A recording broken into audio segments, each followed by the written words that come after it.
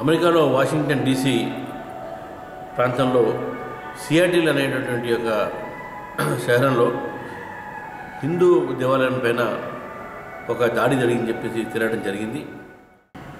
ఒక భారతీయుల్ని, భారతీయుల అస్తిత్వాన్ని, భారతీయ ఒక ధర్మాన్ని, భారతీయ సంస్కృతి పైన ఒక దాడిగా భావించేటటువంటి ఒక అవకాశాలు ఉన్నాయి.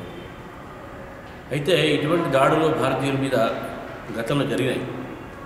న్యూజెర్సీలో డాట్ బస్టర్స్ అనే సంస్థ భారతీయుల్ని, ముఖ్యంగా హిందూ స్త్రీలని బొట్టు పెట్టుకున్న వాళ్ళ మీద దాడులు చేయడము, వాళ్ళని అటాక్ చేయడము, మోదీ అనే ఒక లేడీ చనిపోవడం కూడా జరిగింది. దాని తర్వాత అమెరికా ప్రభుత్వం మేల్కొని భారతీయులందరికీ కూడా ప్రొటెక్షన్ ఇవ్వాలనే నిర్ణయం తీసుకుంది.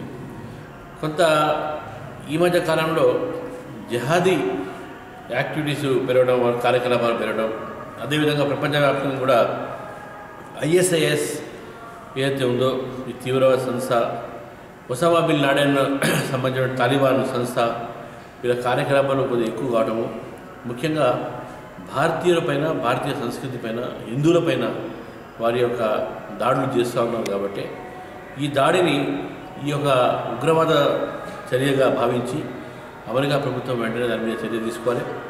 అమెరికాలో దాదాపు 30 లక్షల పైగా భారతీయులు ఉన్నారు. అన్ని ప్రాంతాల నుంచి భారతీయులు నివసిస్తున్నారు. అన్ని మతాల వారు, అన్ని కులాల వారు ఉన్నారు. కాబట్టి వారికి రక్షణ ఇవ్వాలనేటువంటి ఒక కోరుతూ భారతీయ జనతా పార్టీ తరఫు నుంచి, అదేవిధంగా ఈ దాడిని కూడా ఖండిస్తూ, ఇటువంటి దాడిలో ఏ ఒక్క సమాజానికి మంచిది కాదని చెప్పేసి నేను తెలియజేస్తున్నాను.